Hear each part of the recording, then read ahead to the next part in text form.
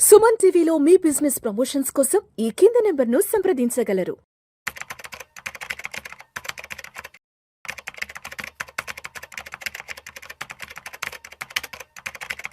అనిల్ గారు నమస్తే సార్. నమస్తే విష్ణు గారు. సార్ ఈ వీడియోలో కాస్త డీటెయిల్గా మార్కెట్ల ప్రజెంట్ సినారియో గురించి మాట్లాడుకుందాం. తప్పకుండా. మార్కెట్లు అయితే మాత్రం ఆల్ టైమ్ హైలోనే ఉన్నాయి. రేస్ నిన్న మొన్నటి దాకా కూడా 26,000 మీద నిఫ్టీ హ్యాపీగానే ఉంది. సెన్సెక్స్ కూడా ప్రస్తుతానికి 84-85 దగ్గర అటు ఇటుగా కొట్టుమిట్టాడుతుంది. అంటే ఓవరాల్గా మార్కెట్లో నంబర్స్ చూస్తే, ఇండెక్స్ నెంబర్స్ చూస్తే ఏమో చాలా హైలోనే ఉన్నాయి, పోర్ట్ఫోలియోలు మాత్రం రెడ్లో ఉన్నాయి. ఏంటి రీజన్ ఏంటి?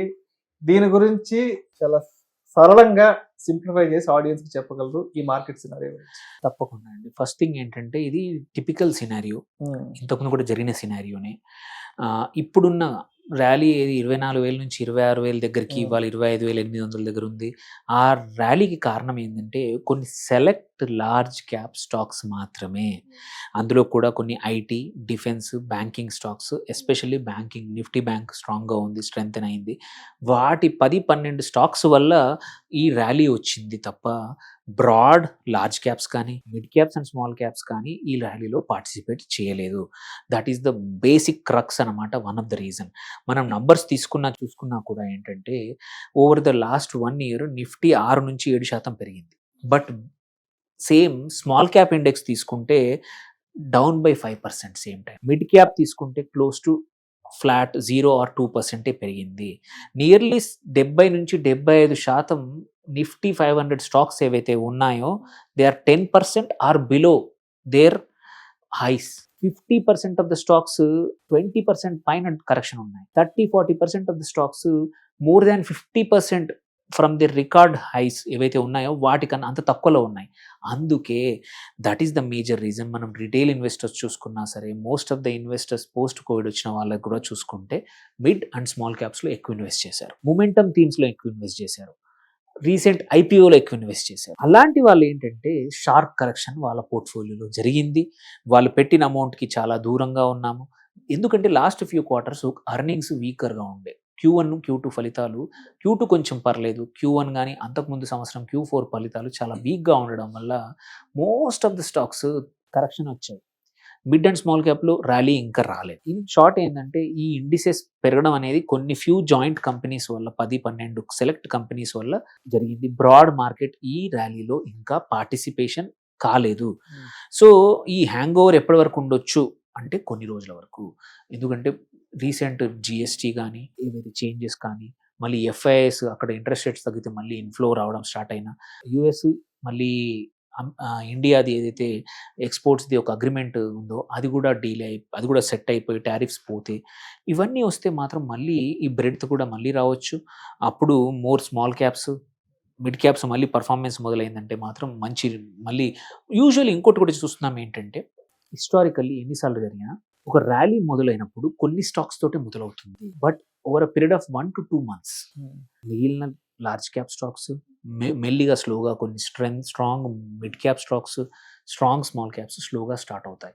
యూజువల్లీ దీనికి ఒక ఓవర్ హ్యాంగ్ అంటాము, ఒక 2 to 3 months ఓవర్ హ్యాంగ్ ఉంటుంది. సో ఐడియల్లీ ఏంటంటే ఇప్పుడున్న సిచ్యువేషన్ నుంచి మార్పు రావాలి, మన పోర్ట్ఫోలియోలన్నీ రెడ్ నుంచి మళ్ళీ గ్రీన్కి రావాలంటే 2-3 నెలల్లో వచ్చే అవకాశాలు చాలా ఉన్నాయి. ఇంతకుముందు జరిగింది. అండ్ ఇంకొకటి ఏంటంటే నెక్స్ట్ Q3 రిజల్ట్స్ కూడా రాబోతాయి January 15th తర్వాత. అవి షూర్లీ బాగా రాబోతున్నాయి. Better than expected, better than Q3, Q2, Q1. So ఇలాంటప్పుడు అవి బాగా పర్ఫామ్ చేయొచ్చు.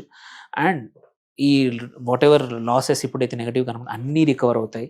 సో ఈ టైంలో ఏం చేయాలనే క్వశ్చన్ చాలామంది నన్ను అడుగుతూ ఉన్నారు, నా క్లయింట్స్ కూడా అడుగుతున్నారు. సార్ నేను నా మార్కెట్ ఏమో అలా కనబడుతూ ఉంది, నాదేమో నెట్లో తీసేద్దాం సార్, ఈ ఫండ్ బాగాలేదు, ఈ కంపెనీ బాగాలేదని చాలామంది అంటూ ఉంటారు. అస్సలు కాదు, ఇది డయాగ్నోస్ చేసుకునే టైం తప్ప ప్యానిక్ చేసే టైం కాదు. ఈ టైంలో ఏంటంటే మీ పోర్ట్ఫోలియోలో మిడ్ అండ్ స్మాల్ క్యాప్స్ 50% కన్నా ఎక్కువగా ఉంటే, నిఫ్టీ ఫాల్ కన్నా ఎక్కువ ఫాల్ అయిందంటే అది నార్మలే, భయపడాల్సిన అవసరం లేదు. ఎందుకంటే small cap index, mid cap index కూడా పడిపోయి most of the stocks down ఉన్నాయి. ఈ టెంపరీ డ్యామేజ్ ఏదైతే ఉందో యూజువల్లీ 2-3 monthsలో రికవర్ అవుతుంది. ఫండమెంటల్గా మోస్ట్ ఆఫ్ ద స్టాక్స్ బాగా ఉన్నాయా లేదా చూసుకోవాలి. ఏదైనా మేజర్ చేంజ్ మీరు హోల్డ్ చేస్తున్న మ్యూచువల్ ఫండ్ కానీ, మీరు హోల్డ్ చేస్తున్న స్టాక్స్లో జరిగిందా చూసుకోవాలి. కొన్ని మైక్రో క్యాప్స్ ఉంటాయి, వాటిలో వాళ్ళు చెప్పినట్టు నిజంగానే పర్ఫార్మెన్స్ ఉందా, ప్రొజెక్షన్స్ బాగున్నాయా, రిజల్ట్స్ బాగా ఉన్నాయా. ఇవి చూసుకొని స్మార్ట్గా రీబ్యాలెన్స్ చేసుకోవాలి తప్ప బ్లైండ్గా కట్ చేయొద్దు. లాభాలు నష్టాలు బుక్ చేసుకోకూడదు. ఒక 1 or 2 months వెయిట్ చేస్తే అన్ని రికవర్ అవుతాయి. And this is a good time ఏంటంటే, గుడ్ లెసన్ ఏంటంటే అందరికీ, మీ పోర్ట్ఫోలియోలో మనం డైవర్సిఫికేషన్ అని మాట్లాడతాం. ఎందుకు అవసరమో ఇది మంచి లెసన్.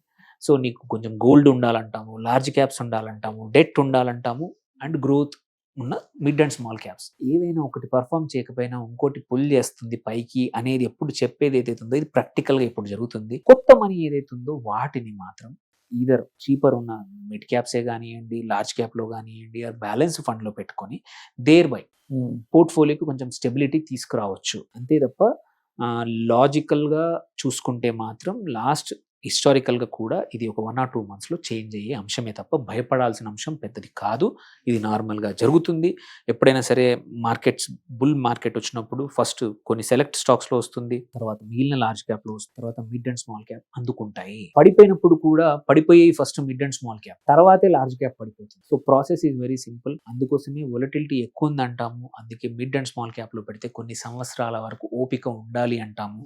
అన్నిటికన్నా ఇంపార్టెంట్ డ్రాడౌన్ ఒక 20 నుంచి 30% పడిపోయినా తట్టుకునే కెపాసిటీ ఉంటేనే మిడ్ అండ్ లార్జ్ క్యాప్లో ఇన్వెస్ట్ చేయమని అంటాము. ఎందుకంటే వాటి డౌన్ ఎలా ఉంటుందో అప్పు కూడా అలాగే ఉంటుంది. స్టాక్స్ ఇవాళ -50%లో ఉండొచ్చు, మంచి టైం వస్తే 150-200% అవడానికి ఎన్నో రోజులు పట్టదు. ఒక 10-15 ట్రేడింగ్ డేస్ చాలు. ఓపిక అవసరం. అండ్ తొందరపడద్దు, డోంట్ ప్యానిక్. ఇది నార్మల్ సిచ్యువేషనే, మీ ఒక్కరు కాదు, ఈ రెడ్ అనేది అందరికీ ఉంది. ఒక 1 or 2 monthsలో recover. Thank you sir, thank you so much Anil గారు. ప్రజెంట్ మార్కెట్లో ఎటువంటి సినారియో నడుస్తుంది ఏంటి, ఈ టైంలో ఇన్వెస్టర్స్ ప్యానిక్ అవ్వకుండా సైకలాజికల్గా ఎటువంటి సైకలాజికల్ ఇన్వెస్టర్ మైండ్ సెట్తో ఉండాలి ఏంటన్న దాని గురించి చక్కగా తెలియజేశారు. Thank you so much sir. Thank you అండి.